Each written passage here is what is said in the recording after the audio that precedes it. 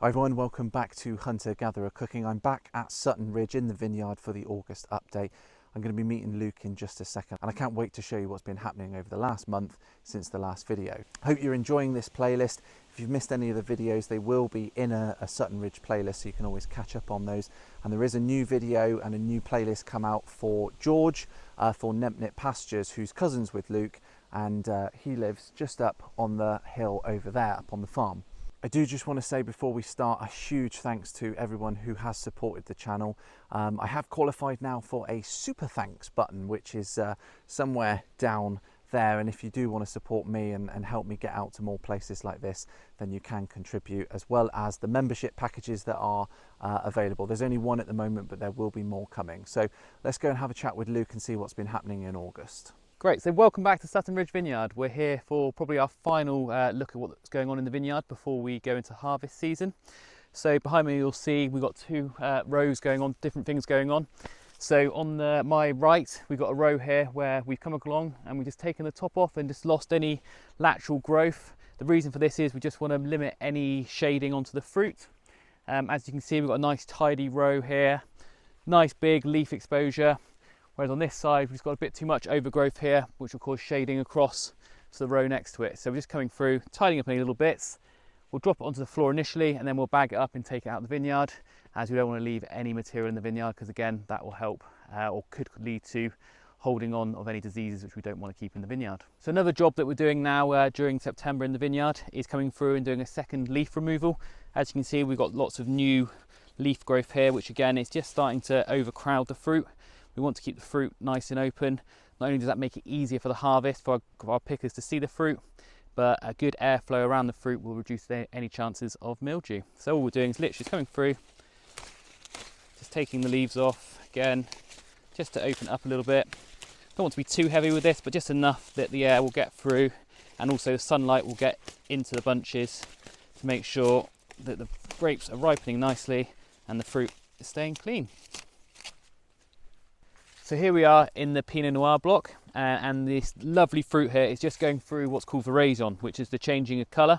So all grapes, they begin when the ripening, they'll start off the ripening process, they'll start off as green, and as they come towards the end of the ripening process, they'll develop these lovely, dark, rich colours, which also helps to give your red wines and your sparkling rosés and still rosés that lovely colour. So it's at varying stages here. So you've got a bunch here, look, that's gone through it. Got some really nice deep colours there, whereas this bunch is slightly behind it.